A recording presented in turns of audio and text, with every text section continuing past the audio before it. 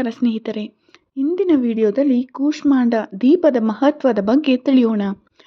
ಪದೇ ಪದೇ ಜೀವನದಲ್ಲಿ ಕಷ್ಟಗಳನ್ನು ಅನುಭವಿಸುತ್ತಿದ್ದೀರಾ? ಹಾಗಾದರೆ ಈ ಒಂದು ಕೂಷ್ಮಾಂಡ ದೀಪವನ್ನು ಈ ರೀತಿಯಾಗಿ ಕಷ್ಟಗಳು ದೂರವಾಗಿ ನೆಮ್ಮದಿ ಜೀವನವನ್ನು ನಿಮ್ಮದಾಗಿಸಿಕೊಳ್ಳಬಹುದು.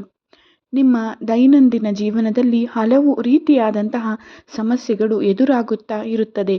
ಆದರೆ ಎಲ್ಲವೂ ಒಂದೇ ರೀತಿಯಾಗಿ ಇರುವುದಿಲ್ಲ ಮತ್ತು ಕೆಲವೊಂದು ಯಾವ ರೀತಿಯಾಗಿ ನಮ್ಮನ್ನು ಹಿಂಸೆ ಮಾಡುತ್ತಾ ಇರುತ್ತದೆ ಎಂದರೆ ಆಗಾಗ ಆರೋಗ್ಯದ ಸಮಸ್ಯೆ ಹೆಚ್ಚಾಗುವುದು ಮತ್ತು ಮಾನಸಿಕ ಆರೋಗ್ಯ ಇಲ್ಲದೆ ಇರುವುದು, ಮಾನಸಿಕವಾಗಿ ನೆಮ್ಮದಿ ಇಲ್ಲದೆ ಇರುವುದು ಮತ್ತು ಹಲವು ಬಾರಿ ಶತ್ರುಗಳಿಂದ ಕಾಟ ಉಂಟಾಗುವುದು ಮತ್ತು ಮನೆಯಲ್ಲಿ ನಕಾರಾತ್ಮಕ ಕ್ರಿಯೆಗಳು ನಡೆಯುವುದು. ಈ ರೀತಿಯಾಗಿ ಹಲವು ಸಮಸ್ಯೆಗಳು ಹಲವರಿಗೆ ಎದುರಾಗುತ್ತಾ ಇರುತ್ತದೆ. ಆದರೆ ಅಂತಹ ಸಮಸ್ಯೆಗಳನ್ನು ಯಾವ ರೀತಿಯಾಗಿ ಪರಿಹಾರ ಮಾಡಿಕೊಳ್ಳಬಹುದು ಎಂಬೆಲ್ಲ ವಿಚಾರಗಳ ಬಗ್ಗೆ ನಮಗೆ ಸೂಕ್ತವಾಗಿ ಮಾಹಿತಿ ಇರಬೇಕು ಮತ್ತು ಅದನ್ನು ಹೇಗೆ ಸೂಕ್ತವಾದಂತಹ ವಿಧಾನದಲ್ಲಿ ಸೂಕ್ತವಾದಂತಹ ರೀತಿಯಲ್ಲಿ ಮಾಡಿಕೊಂಡು ಹೋಗಬೇಕು. ಮೊದಲಿಗೆ ನಮಗೆ ಇರುವಂತಹ ಸಮಸ್ಯೆ ಎಂಥದ್ದು ಎಂಬುದರ ಬಗ್ಗೆ ನಿಯಮಿತವಾಗಿ ಅರಿವು ಇರುವುದು ಬಹಳ ಒಳ್ಳೆಯದು ಮತ್ತು ಅದು ಯಾವುದರಿಂದ ಪರಿಹಾರವಾಗುತ್ತದೆ ಎಂಬುದನ್ನು ಕೂಡ ನಾವು ತಿಳಿದಿರಬೇಕು.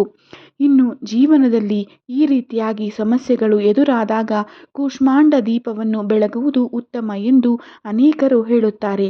ಆದರೆ ಕೂಷ್ಮಾಂಡ ದೀಪವನ್ನು ಹೇಗೆ ಬೆಳಗಬೇಕು, ಎಲ್ಲಿ ಬೆಳಗಬೇಕು ಎಂಬುದರ ಬಗ್ಗೆ ಅನೇಕರಿಗೆ ಗೊಂದಲವು ಇಂದಿಗೂ ಇದೆ ಮತ್ತು ಅದನ್ನು ಬೆಳಗಬೇಕಾದರೆ ಯಾವೆಲ್ಲ ರೀತಿಯಾದಂತಹ ವಿಧಾನಗಳನ್ನು ನಾವು ಬಳಸಬೇಕು ಎಂಬುದರ ಬಗ್ಗೆಯೂ ಕೂಡ ಅರಿವು ಇರುವುದು ಬಹಳ ಒಳ್ಳೆಯದು. ಇನ್ನು ಕೂಷ್ಮಾಂಡ ದೀಪವನ್ನು ಬೆಳಗಬೇಕಾದಂತಹ ಜಾಗ ಯಾವುದು ಎಂದರೆ ಅದು ಕಾಲಭೈರವನ ದೇವಸ್ಥಾನ ಆಗಿದೆ, ಅಲ್ಲಿ ಬೆಳಗಬೇಕು. ಕಾಲಭೈರವ ಸ್ವಾಮಿಯ ದೇವಸ್ಥಾನದಲ್ಲಿ ಮಾತ್ರವೇ ಕೂಷ್ಮಾಂಡ ದೀಪವನ್ನು ಬೆಳಗಬೇಕು ಅಥವಾ ಶಕ್ತಿ ದೇವತೆಗಳಾದಂತಹ ಪ್ರತ್ಯಂಗಿರಾ ದೇವಿ, ಚಾಮುಂಡೇಶ್ವರಿ ದೇವಿ ಮತ್ತು ದುರ್ಗಾದೇವಿ ಈ ದೇವಸ್ಥಾನಗಳಲ್ಲಿ ಮಾತ್ರ ಕೂಷ್ಮಾಂಡ ದೀಪವನ್ನು ಬೆಳಗಬೇಕು. ಇನ್ನು ಬೇರೆ ಯಾವ ದೇವಸ್ಥಾನಗಳಲ್ಲಿಯೂ ಕೂಡ ಅದನ್ನು ಬೆಳಗಬಾರದು ಎಂಬ ಪ್ರತೀತಿಯೂ ಇದೆ. ಹಾಗಾದರೆ ಅದನ್ನು ಬಿಟ್ಟು ಮನೆಯಲ್ಲಿಯೇ ದೀಪ ಬೆಳಗಬೇಕು ಎಂದರೆ ಯಾವ ರೀತಿಯಾಗಿ ಬೆಳಗಬೇಕು ಎಂಬುದರ ಬಗ್ಗೆ ತಿಳಿದುಕೊಂಡು ಇರಬೇಕು. ಅದು ಸೂಕ್ತವಾದಂತಹ ಮಾಹಿತಿಯೂ ಆಗಿದೆ ಮತ್ತು ಅದು ಒಳ್ಳೆಯದೂ ಆಗಿದೆ. ಹಾಗಾದರೆ ಯಾವ ರೀತಿ ಅದನ್ನು ಬೆಳಗಬೇಕು ಎಂದು ತಿಳಿದುಕೊಳ್ಳೋಣ. ಮೊದಲಿಗೆ ಅದನ್ನು ಬೆಳಗಬೇಕಾದರೆ ಮನೆಯಲ್ಲಿ ಯಾವ ದಿನ ಬೆಳಗಬೇಕು ಎಂಬುದರ ಬಗ್ಗೆಯೂ ಕೂಡ ಸೂಕ್ತವಾದಂತಹ ಮಾಹಿತಿಯೂ ಇರಬೇಕು.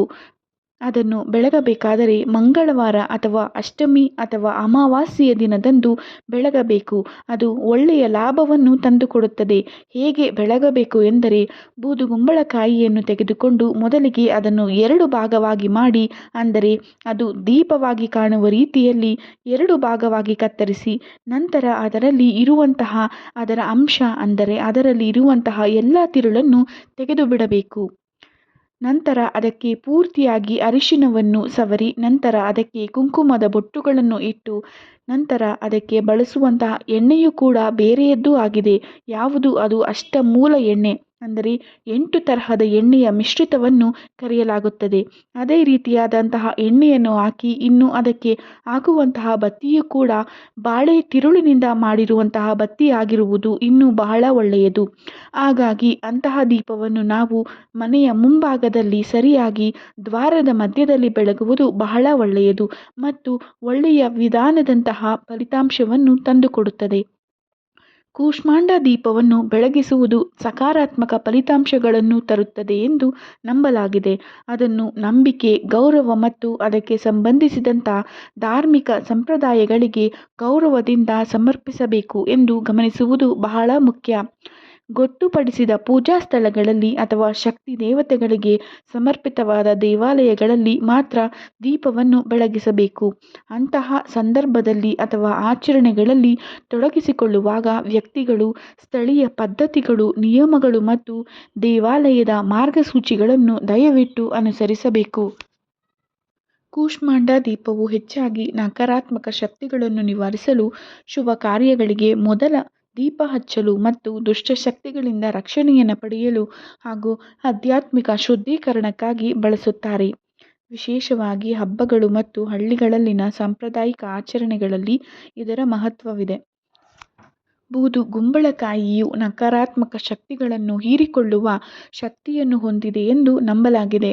ಹಾಗಾಗಿ ದೀಪ ಹಚ್ಚಿ ಅದನ್ನು ಮನೆಯ ಸುತ್ತಲೂ ಇರಿಸುವುದರಿಂದ ದುಷ್ಟಶಕ್ತಿಗಳು ದೂರವಾಗುತ್ತವೆ. ಯಾವುದೇ ಶುಭ ಕಾರ್ಯ ಅಥವಾ ಪೂಜಾ ಕಾರ್ಯವನ್ನು ಪ್ರಾರಂಭಿಸುವ ಮೊದಲು ಬೂದುಗುಂಬಳಕಾಯಿ ದೀಪ ಹಚ್ಚುವುದು ಮಂಗಳಕರವೆಂದು ಪರಿಗಣಿಸಲಾಗುತ್ತದೆ. ಇದು ಅಡೆತಡೆಗಳನ್ನು ಸಹ ನಿವಾರಿಸುತ್ತವೆ. ದೀಪದ ಬೆಳಕು ಮನೆಯನ್ನು ಮತ್ತು ಅಲ್ಲಿನ ಜನರನ್ನು ದುಷ್ಟ ಶಕ್ತಿಗಳಿಂದ ರಕ್ಷಿಸುತ್ತದೆ. ಇದು ಆಧ್ಯಾತ್ಮಿಕ ಮತ್ತು ಭೌತಿಕ ಶುದ್ಧೀಕರಣಕ್ಕೆ ಸಹಾಯ ಮಾಡುತ್ತದೆ. ಬೂದುಗುಂಬಳಕಾಯಿ ದೃಷ್ಟಿದೋಷವನ್ನು ನಿವಾರಿಸುತ್ತದೆ ಎಂದು ನಂಬಲಾಗಿದೆ. ದೀಪದೊಂದಿಗೆ ಇದನ್ನು ಬಳಸುವುದರಿಂದ ದೃಷ್ಟಿ ದೋಷದ ಪರಿಣಾಮಗಳು ಸಹ ಕಡಿಮೆಯಾಗುತ್ತವೆ. ಹಳ್ಳಿಗಳಲ್ಲಿ ವಿಶೇಷವಾಗಿ ಹಬ್ಬಗಳ ಸಂದರ್ಭದಲ್ಲಿ ಅಥವಾ ಯಾವುದೇ ಅಶುಭ ಘಟನೆ ನಡೆದಾಗ ಬೂದುಗುಂಬಳಕಾಯಿ ದೀಪ ಹಚ್ಚುವ ಪದ್ಧತಿ ಇದೆ. ಇದನ್ನು ಈ ಆಧಾರದ ಮೇಲೆ ತಿಳಿಯಬಹುದು. ಒಟ್ಟಾರೆಯಾಗಿ ಬೂದುಗುಂಬಳಕಾಯಿ ದೀಪವು ಮನೆಗೆ ರಕ್ಷಣೆ, ಶುಭ ಶಕ್ತಿಗಳ ಆಗಮನ ಮತ್ತು ನಕಾರಾತ್ಮಕತೆ ನಿವಾರಣೆಯ ಸಂಕೇತವಾಗಿದೆ. ಸ್ನೇಹಿತರೆ, ಈ ವಿಡಿಯೋ ನಿಮಗೆ ಇಷ್ಟವಾಗಿದ್ದಲ್ಲಿ ಲೈಕ್ ಮಾಡಿ, ಕಮೆಂಟ್ ಮಾಡಿ, ಶೇರ್ ಮಾಡೋದನ್ನು ಮರೆಯಬೇಡಿ. ಧನ್ಯವಾದಗಳು.